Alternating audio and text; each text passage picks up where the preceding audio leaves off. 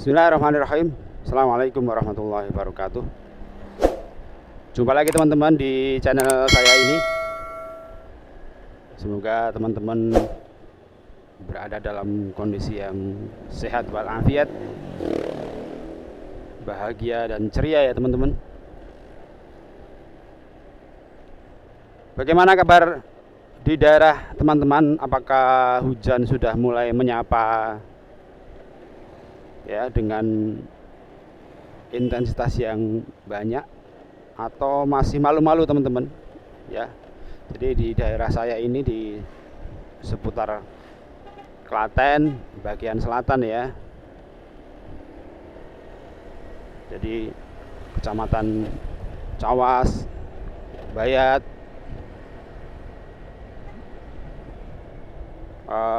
kecamatan Ganti Warno maupun Pedan itu ya kelihatannya masih hujannya masih malu-malu teman-teman. Jadi polanya belum bisa dibaca. Kadang tiba-tiba hujan ya. Ya semoga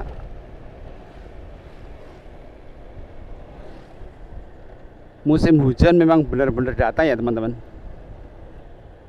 Bukan hanya sekedar menyapa saja. Dan bagi daerah teman-teman yang sudah hujan ya, semoga hujannya membawa manfaat begitu, tidak justru membawa sesuatu yang membahayakan.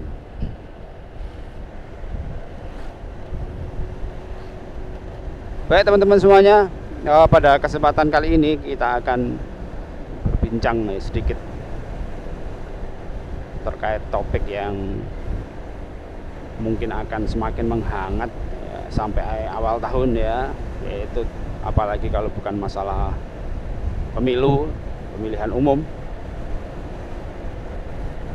Bagaimana sebenarnya sikap kita terhadap pemilu itu, atau apa yang harus kita siapkan, karena tentu masa-masa pemilu berbeda dengan masa-masa yang biasa. Nah, yang pertama teman-teman tentu pemahaman ya, bahwa atau pemahaman mendasar dari penyelenggaraan pemilu itu apa sebenarnya. Oke, kita belok kiri teman-teman. Pada beberapa waktu yang lalu kita mengambil video dengan belok kanan ya. Sekarang kita ambil belok kiri.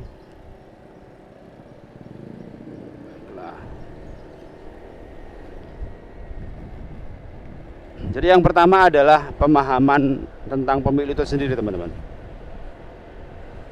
Jadi konsep pemilu itu kan berawal dari konsep pemerintahan demokrasi ya, atau bernegara yang sifatnya demokrasi.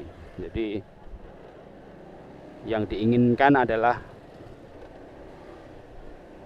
kekuasaan itu dipegang oleh rakyat.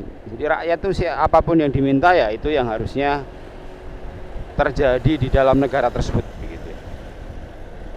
Ya, kita tentu belum membahas tentang kontroversi dari demokrasi itu, tapi intinya seperti itu. Jadi penyelenggaraan negara itu ya apa yang diinginkan oleh rakyat itu apa gitu. Oleh karenanya adanya pemilihan umum, di mana biasanya pemilihan itu diselenggarakan di dalam waktu tertentu ya. Secara umum kalau di Indonesia ya 5 tahun ya, pemilihan langsung ya terutama itu 5 tahun. Kecuali kalau pemilihan kepala desa kelihatannya agak sedikit perbedaan. Tapi kalau pemilihan anggota DPR, anggota eksekutif ya, kayak bupati, gubernur, dan tentu juga presiden dan wakil presiden, itu 5 tahun. Kenapa teman-teman harus ada pemilihan umum ya di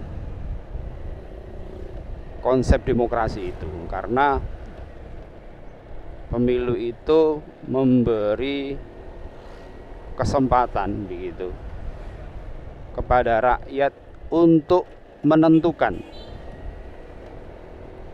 keberlangsungan apa yang telah berlangsung. Jadi anggaplah sebuah negara nih telah dipimpin oleh segelintir orang. Ya, anggaplah Presiden X misalnya dengan segala jajarannya, timnya, maupun anggota DPR tertentu begitu ya.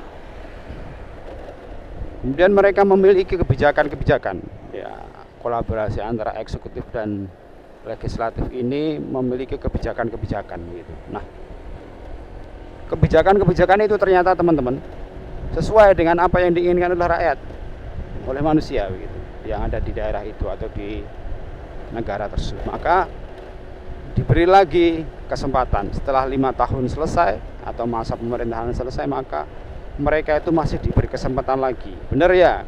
Ya, kalian masih menginginkan kebijakan ini, gitu kan? Ternyata ya eksekutif dan yudikatif itu legislatif ya, ataupun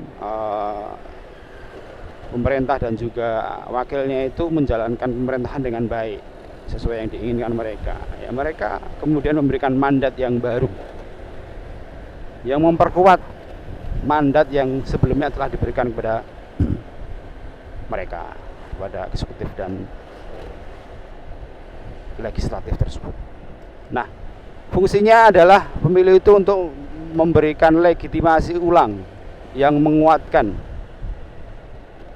kepada dua lembaga tersebut. Sebaliknya teman-teman, jika terjadi sesuatu yang di luar keinginan mereka, maka mereka itu maksimalnya itu ya nunggu aja 5 tahun ya, nanti kita jangan pilih lagi, kan seperti itu. Seperti apa yang kemarin ya mungkin terjadi di Amerika, di mana pemilihan presiden sebelum eranya Joe Biden ini ya,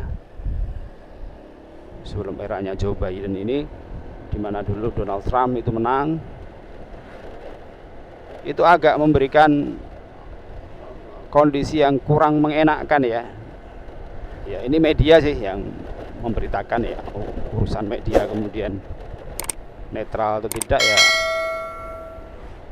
saya juga kurang tahu. Tapi intinya adalah memang terjadi banyak kebijakan-kebijakan di pemerintahan Amerika Serikat itu yang tidak lazim. Gitu. Seperti yang dislogankan oleh Presiden Trump sendiri, yaitu Make America Great Again ya, Make America Great Again. Jadi membuat Amerika besar lagi begitu.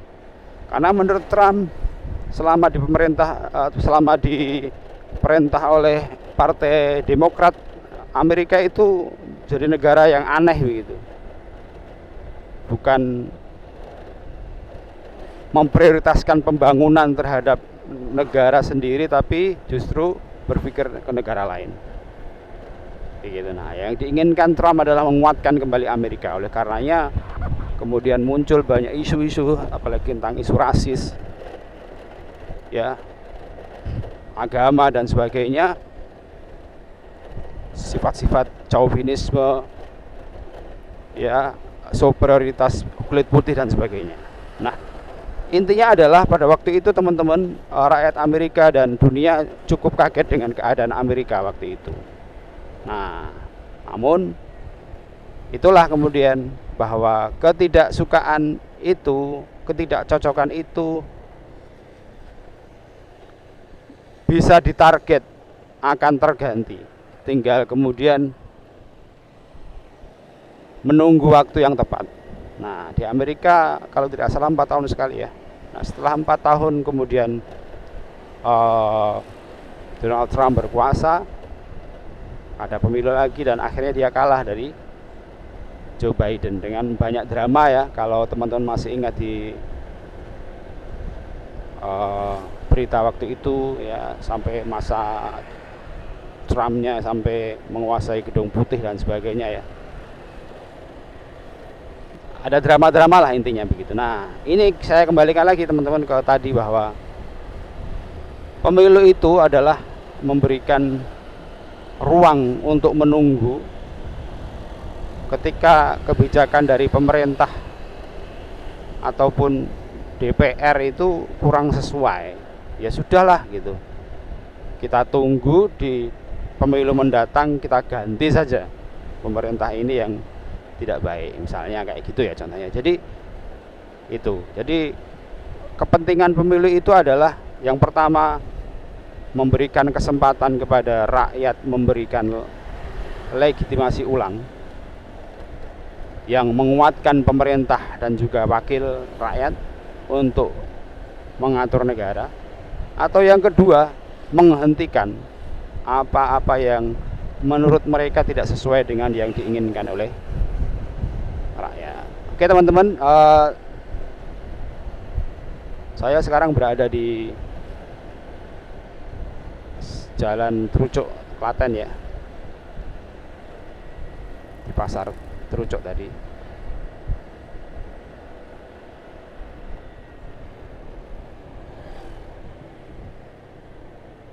Hati-hati teman-teman, di sini cukup ramai.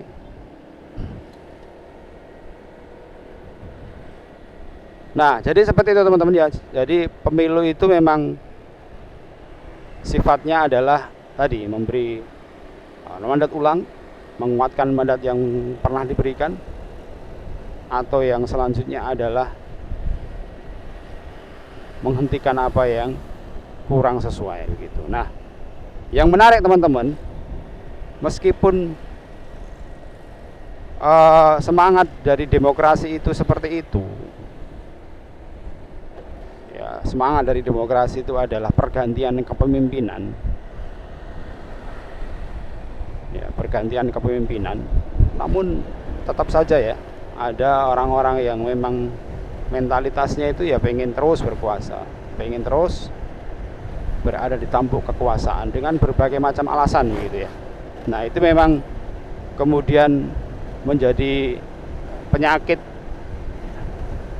yang ada di dalam demokrasi begitu. Makanya kemarin kalau di Indonesia sempat ada isu tentang perpanjangan masa jabatan presiden ya, yang awalnya dulu di masa reformasi dibatasi 2 tahun ya, karena emang kalau dibiarkan bertahun-tahun ya nanti tidak akan pernah ganti pemimpinnya, karena dibatasi 2 periode. Ada isu lagi, ada yang pengen 3 periode dan sebagainya. Kita tidak membahas siapa dan siapa mereka yang mengusahakan itu ya, tapi intinya kita bahas secara umum saja bahwa meskipun semangat demokrasi kayak gitu ya, ternyata mentalitasnya manusia itu ya masih ada yang seperti itu, bahwa aku pengen berkuasa terus dan sebagainya. Dari apa yang saya jelaskan tadi teman-teman, bahwa demokrasi itu semangatnya adalah melegitimasi ulang atau menguatkan atau menghentikan begitu. Nah, semuanya kan tujuannya sebenarnya baik ya, tujuannya itu baik ya. Kalau memang penyelenggara negara itu pandai di dalam mengatur negara ya dilanjutkan gitu. Tapi kalau enggak pandai ya ngapain diteruskan begitu ya. Nah, itulah dengan sarana pemilu itu semua bisa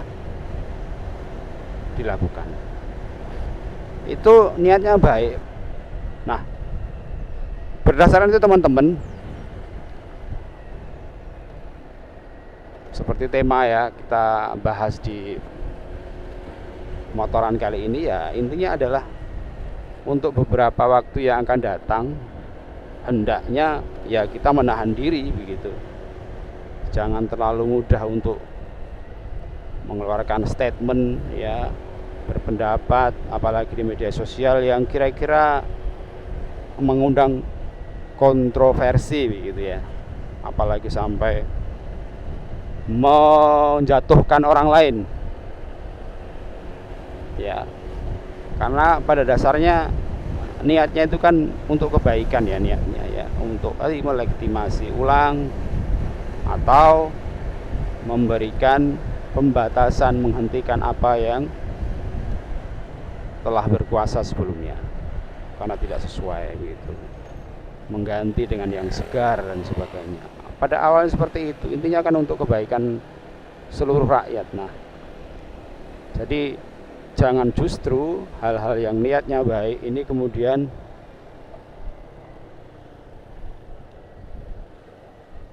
dicederai ya dengan perbuatan-perbuatan kita sendiri yang tidak baik.